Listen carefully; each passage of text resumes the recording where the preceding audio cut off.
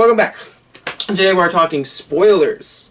You've been warned. Spoilers. It's in the thumbnail, it's in the title, and it's right fucking here. So, spoiler talk for Spider-Man No Way Home. Click off of this if you have not seen the movie, or if you just don't care about spoilers.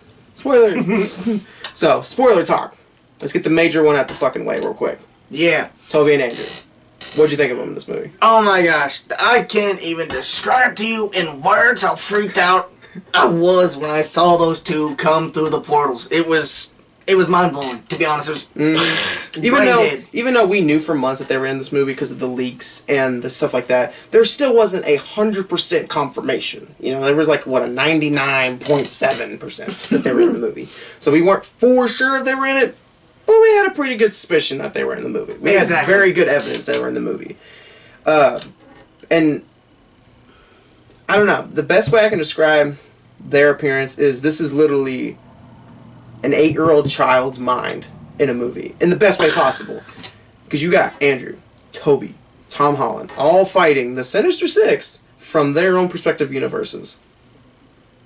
On paper alone, that does not work. that feels too much. That feels like all of this, and they did it perfectly. They did it perfectly with so much care and so much love put into those scenes and those dialogues and stuff, and it just, we can all agree, it's just seeing Tobey Maguire again was just fucking, it was just beautiful. It was just beautiful seeing him again. Even though, out of all three of the Spider-Man, he does kind of, how do I explain it? He's not a bad actor, but he kind of comes off a little cheesy.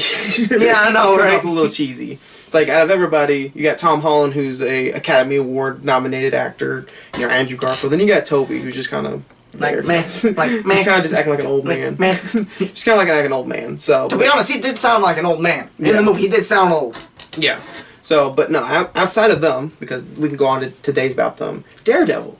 That was actually a pretty nice one, though. That was Charlie Cox's Daredevil. It was nice to see him come back, actually. Yeah. And that scene when they're trying to get a lawyer, that put the icing on the cake pretty much right there. If anything, it's exciting because we all want the Netflix shows to be canon and stuff. So it's very nice. Like with Iron Fist, Luke Cage, and all those. Jessica Jones, Punisher. Even everybody wants John Pertwell's back as Punisher. So seeing Kingpin earlier in the week in Hawkeye, and then now Daredevil and Spider-Man, it's kind of like, holy shit, we're really getting the Netflix shows back. We're kind of, slowly but surely, but we're getting them back. So it's nice to see how the evolution of the MCU has come ever since, like, all the Avengers movies and all that. It's nice to see how they progressed. Yeah.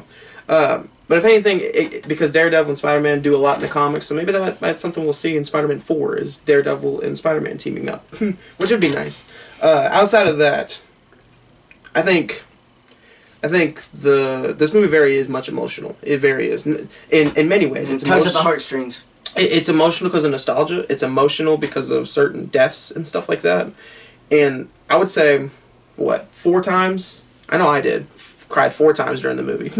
I was tempted to. I was tempted to a couple of times. I was tempted to, but I didn't. Which is weird. I know the first time, it was happy tears when we saw Toby and Andrew appear through the portal. Even though I'm not a huge Andrew Garfield fan, I do like his Spider-Man. I think he's a really good Spider-Man. Oh, for sure. But definitely when Toby came through the portal, even though he wasn't in his suit, and I was a little like bummed. He just kind of looks like, how Andrew Garfield said. He looked like a youth pastor. I have something to say about that. What's up? I knew where the suit was the whole time. To be honest, well, yeah, I knew it was under the shirt. When he did that, I knew it was under the shirt. Yeah, like I said, I knew it had to be, but it was just Andrew Garfield came out of the portal in suit. Toby kind of came out like an old man, so it's like looking homely. But I love that. I love that scene where Tom Holland's breaking down on top of the building, and they're holding him, and then you see the other 2 Spider-Men come down.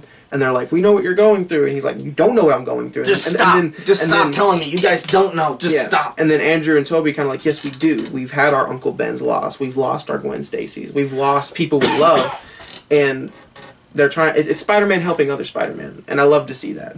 Like, you got one that's like a kid going through his own thing. And then you got 2 that have been doing this for, like years or something? Yeah. So they've experienced it before. They know what he's going through. They've lost their Uncle Ben. Well, plus us as the audience members, we've seen that.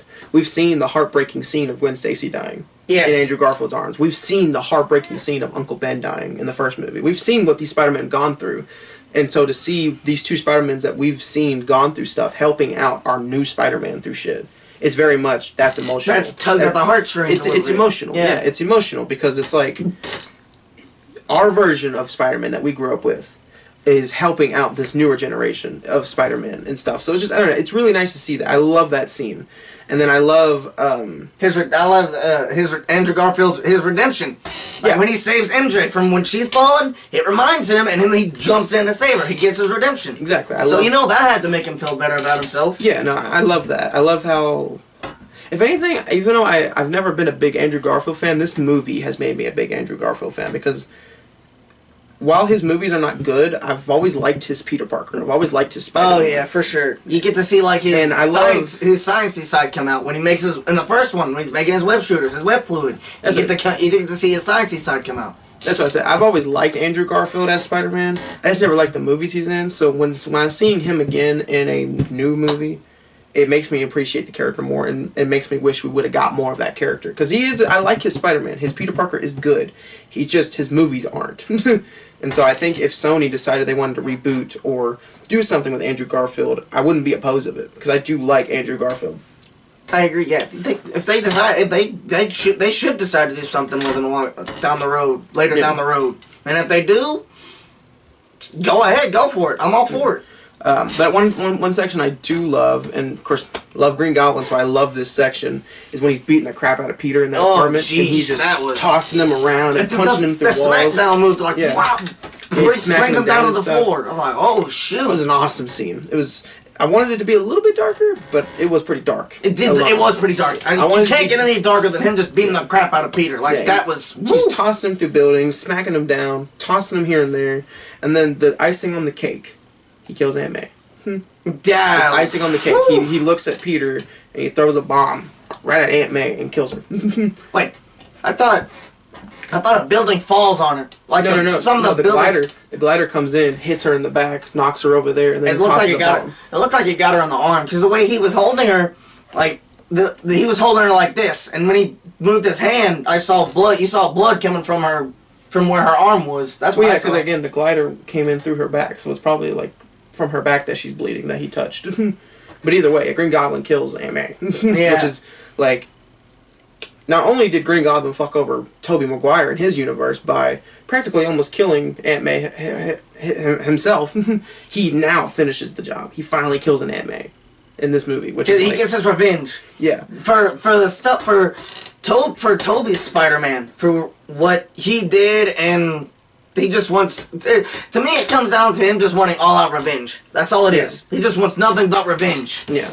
That's all it is. Like they all want revenge on them. Well, like, because they know that they're gonna die when they're trying to fight him. Yeah. But like outside of that, I loved actually the dynamic between the villains when they're all sitting in the cage at the bottom and they're all bantering with each other. They're like Electro's talking to Lizard, and then Green Goblin talks to Doc Ock, which we never got that scene. We never got anything like that. Yeah. We never got Norman Osborn talking to Doc Ock. Or yeah, Otto.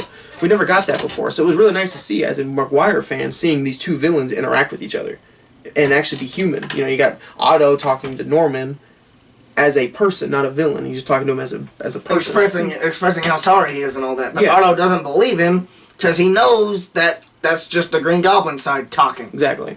So I loved and I knew that when he took that helmet off and smashed it with that brick, I knew something was up. Something about that. That was a nice scene, but I think it could have been done better. What I mean by that is, I like the fact that he gives up the Green Goblin for a little bit, or at least has to hide his Green Goblin side so he can get his plan. That's a cool. I like it. That's a nice little tidbit. I think they did that. I liked it because it mirrored back in Spider-Man 1 where he's talking to the mask. You know, I like that. Or in the mirror when he's talking to himself in the mirror. No, in Spider-Man 1, when he's crawling on the floor and there's the Goblin head sitting on the chair and he's like, "First we attack his heart." That was that scene, and he's talking to the mask. Yep, and then there was one when he's in the robe and then he's looking at himself in the mirror, and then the Green Goblin side of himself is talking to him through the mirror. Yeah, but so I like how they went back to that. The only problem I have with that scene though is the fact that he destroys the costume. He destroys the mask. That's the only problem I have with that scene. It's like, yeah, I get it. You destroy it because you need to hide it, but... And you don't want it to be a part of it anymore. Yeah, I get it. But it was a little too... I feel like they could have took their time with it. It felt a little quick. It was just like, "Oh, you're talking to me. Shut up." mashes it and that's it. It's like, you could have had a little more of a longer scene with that. As a Green Goblin fan, I just want to see anything longer with Green Goblin. I love that bridge scene though. Whew. I actually thought he was gonna kill him when that needle came out. I actually thought it was gonna get him. I knew it was gonna get him because but the nanotech protected his chest. Yeah. The bridge sequence, I do like the bridge sequence. The only problem I had with the bridge sequence was the fact that it was cool to see Iron Spider versus Doc Ock with the arms. They're having a little arm battle. That was cool.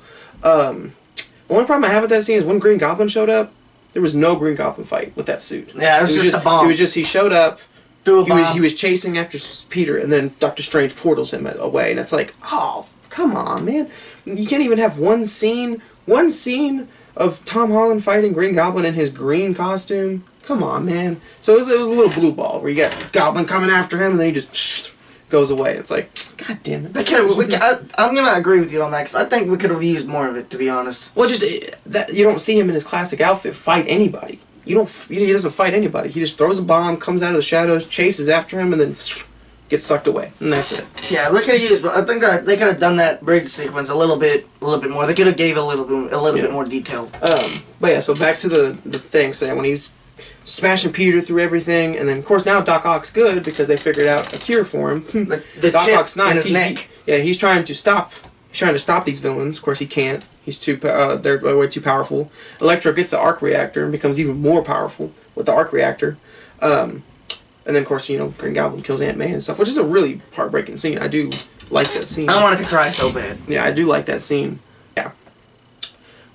Even though, yes, I got excited when Andrew and Toby were like fighting each other. Yeah, that was awesome. I got when I really started fanboying was, I don't know why, it was a simple scene. There's not much going on, but it made me excited to see when all three of the Peters were working together in the science lab. They're making cures and stuff. I don't know why that made me more giddy than seeing them in their suits and swinging around. That made me more giddy. All three of them being nerds, just sitting around a science lab, and just making cures and stuff. That for some reason to me made me more nerd out than them in their costumes and doing cool shit. I don't know why. It's a simple scene because they get to sit for Tobey Maguire's Peter. You don't get to really see his nerd side come out as much. It depends. In the second movie you did, because he was constantly doing the Connors. Yeah, for a little bit. You only got a little bit of that in the second one. But in this one, you got more of it coming out. Like when they're all trying to make those cures for the villains, you get to see his nerdy side of Peter come out a little bit more. Yeah. Because in the first one, in the second one, we didn't get to see much of it. We got some of it, but we didn't get more in depth of it. You know what I mean? Yeah. I did like in that scene how they talked about the fact that he has organic webs, and they're like, where does it come out of? Yeah, I was like, they were all confused. Yeah, I liked that. That was cool to and I love, it's one of my favorite sections, and I can't wait to rewatch it, is when they're all sitting on the Empire State Building and they're waiting for the villains to come, and they're just having a conversation. All three of them are just having a conversation. And they're all three having a conversation. I love that section, because it's just a nice little section. Because you got, Andrew talking to Toby, talking to Tom Holland, and they're all oh yeah, so what kind of crazy villains do you fight? And where does your web come out? And stuff it's nice to see the banter between all three of them, yeah. Yeah, it's just nice to see that banter between all three of them. And then especially, it's a weird scene. It's weird, but it's funny when Andrew Garfield pops Toby's back. That didn't. It was a little weird. It was weird, but it was a nice little callback to Spider-Man 2 because he's still having back issues from when he jumped off of the roof and hit his back on the car and stuff like that. So it was nice. It was a nice little callback to be oh yeah, he's still having back issues. a little bit of a reference to it. But I would say probably hands down, I think I like this climax more than Endgame. Honestly, it was better. I think it was pretty good. If you think about it, on paper, if you read on paper, 3 Spider-Men fight 6 villains on a Statue of Liberty. You're like, it could be cool. It's kind of simple, but it could be cool. But that way they execute it is just way more cooler than it is written down on paper.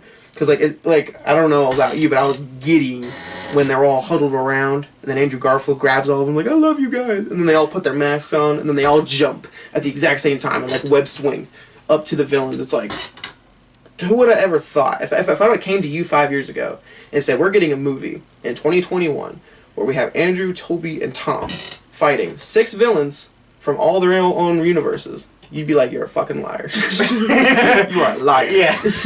You're lying. Because I don't think anybody ever would have thought we would get that day. Like, I don't think there was a day. It's kind of like if I told you right now, we're going to get Christian Bale, Ben Affleck, and Michael Keaton in one movie as Batman. You'd be like, no, you're not. No, we're not. No, we're not. That's not going to happen. We are. We're getting Michael Keaton and Ben Affleck in one movie. 2 Batmans in one movie. But we just got 3 Spider-Man in one movie, so it's like... Marvel's doing actually better than DC. For at least for right now, yeah. Yeah, for right now. But, like, I don't know, just that... I think the climax of this movie is just... Any Marvel fan, Spider-Man fan, anything like that, you're happy. Because... My inner little kid couldn't help but just freak out at that moment. Exactly, because... Again, who would have ever thought we would get this in live-action form? Like, we all want Spider-Verse. We all want different Spider-Man meeting each other. But who would have ever thought we were going to get Tom Holland, Andrew, and Toby in one movie? And again, they're in the movie a lot longer than we thought. Everybody thought it was like 10 minutes, 15 minutes. They're in it for like 45. Almost an hour. It's like, who would have ever thought we would get them for an hour? Let alone... To be honest, if you ask me, I think they got more screen time than the villains did. It depends. It depends which villains. Because Doc Ock had a lot of screen time. Green Goblin had a lot of screen time. Electro for sure. Sandman and Lizard, they didn't get much. But again, you can't really do much with Sandman and Lizard. What can you do with them? Yeah, exactly. So, but outside of that, I love... It's vicious, and that's why I love it. I love when Peter just beating the shit out of Green Goblin. That's what I mean. Like, and then when he's beating the crap out of Green Goblin, that's the darker side that I was talking about. Yeah. You never got to see that before. Because Spider-Man would never go or cross that line. Yeah, and then I love when he gets so rageful that he grabs the glider and he's about to stab him. And then, of course, Toby, being the, I would say, quote unquote, the father figure of the 3 Spider-Men, grabs the redeeming Spider-Man, if you will. And he grabs the glider and he knows, he's like, no. I've done it before. Don't do it again. Yeah, he's like, no, don't make the mistake I did. Yeah, he's like, don't kill. So he's holding him and he tells him no. What? And the third or the fourth and final time I almost broke down is when you hear is when he stabs him in the back. Yeah, and I was like, no. I was like, oh, don't tell me he's dead. I'm like, please don't kill my Toby. Please don't kill my Spider-Man. Please. Yeah, but I thought he was dead for a second. When I just saw him there lying on the ground, I was like, please don't be dead. Please don't be dead. Yeah, I was getting worried. I was like in the fetal position. I was like, please don't. Please. And then when you see Andrew go over to him and lay down and get on one knee and say, you okay? You okay? And then when you see them both standing up, I was like, oh, thank goodness, he's not dead. He must have just got stabbed in the back. Yeah, hopefully. But yeah, that was like the fourth and final moment where I was like, please don't die, please don't die. Because I don't know if I could have handled Toby. Yeah, I don't think I would have handled it either. I don't know if I'd be like mentally. I would have been mad. I would have been mad. I would have been like mentally just broken down. I'd have been like, my Toby. My Toby's gone. But I love the way this movie wraps up because Tom Holland finally makes a sacrifice, and he's never made one of those before. He makes a sacrifice after meeting Toby and Andrew. He's like, do it, just do it. I don't care if nobody remembers if nobody remembers who I am. Just do it. Well, and this to me is just a theme of Spider-Man. He has to give up sometimes. Go back to Aunt May's speech. Sometimes you got to give up the thing you want the most. Even our dreams, and his dream is to live with MJ and be Spider-Man and be both, but you can't have both. And that was the lesson. Yeah, you had to make a choice. And that was the lesson Spider-Man 2 taught Toby. This movie taught Tom that you have to give up the thing you want the most, and he gave it up. MJ don't remember him. Nobody remembers him. Even Happy. Yeah, even Happy. Nobody remembers him. And so now he has to basically be his own man. He can't rely on anybody. He can't rely on Stark Tech or anything like that. He has to be his own Spider-Man. Again, just like how he was before Tony met him. He has to be his own hero.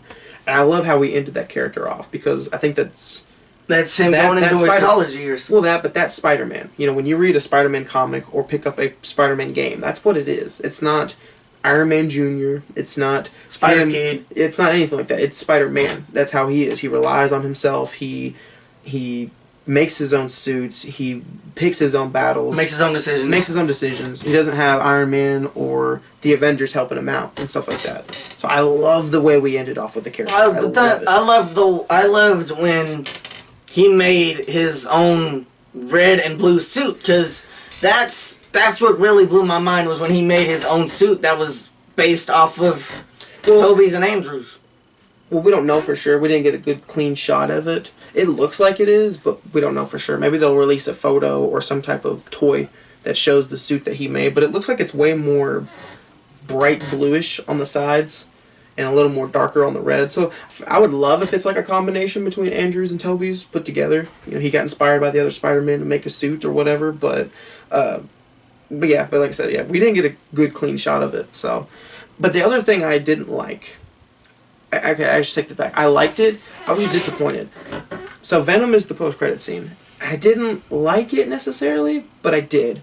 What I mean by that is I liked how the ending of the post-credit scene was, where he left a little drop of Venom. Yeah. And so now Venom's in the MCU, just not Tom Hardy.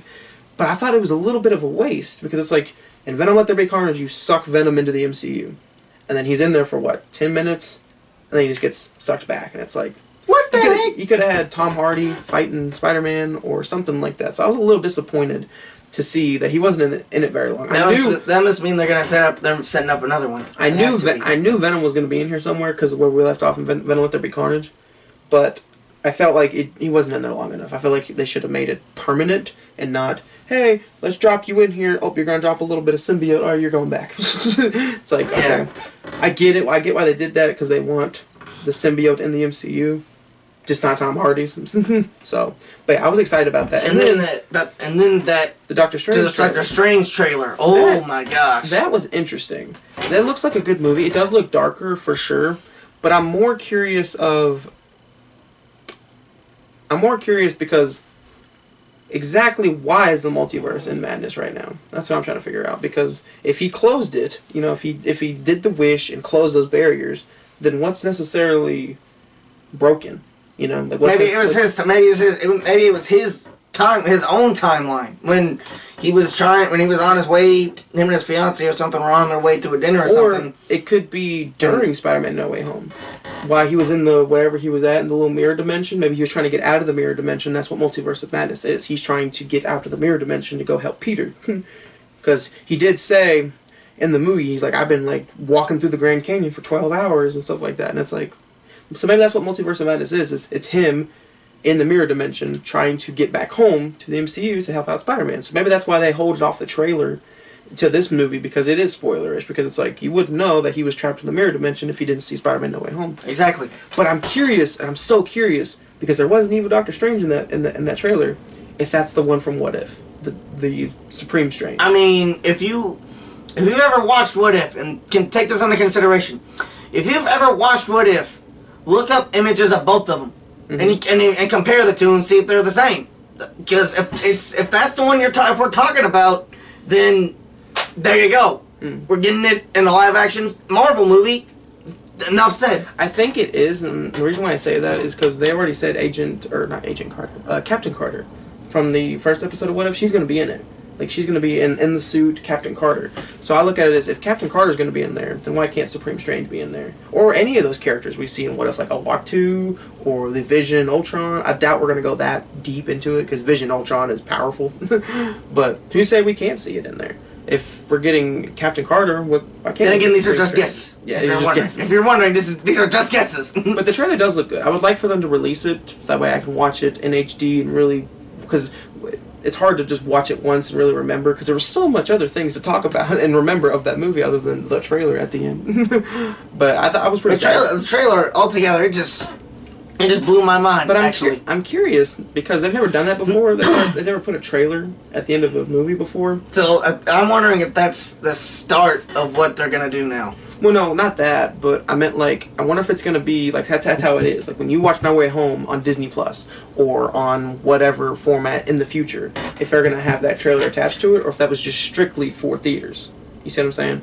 Because that'd be very strange, where you're watching No Way Home in 5 years, and you get to that post-credit scene, you're like, oh, it's a trailer for a movie it's a trailer.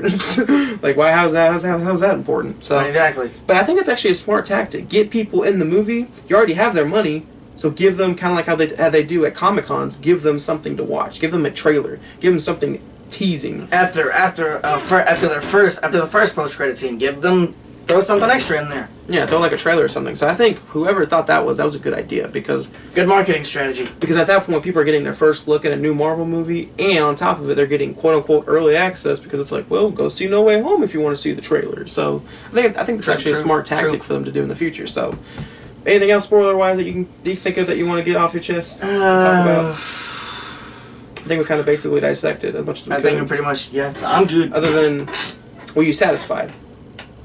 I was satisfied. I'm pretty much satisfied. I'm pretty much satisfied. Like I said, hands down, best Spider-Man movie ever.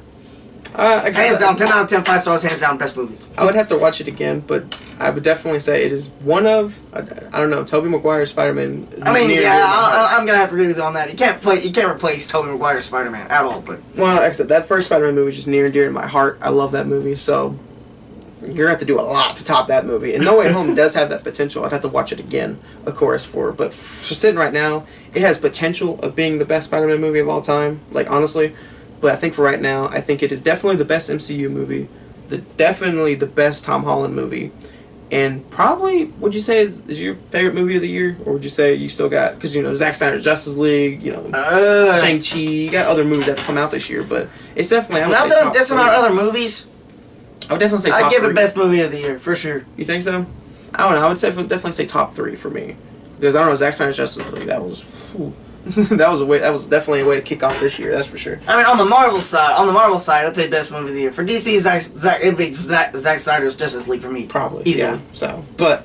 that's all we can do is gush about this movie for days. You need to go out and watch it if you haven't already. If you have seen it, let it be known down below what you think of this movie. What was your favorite part? And let us know actually about your theater reactions, because our theater was pretty lit. It was pretty electric, yeah. Everybody was cheering. Pretty electric. Everybody was cheering. People were even dressed up in costumes and stuff like that. Yep. So it's like, definitely let us know how your theater reaction was for sure, because I've been seeing videos online all day of people just reacting to those scenes and stuff like that. So I was like, yeah, let your voice be heard down below.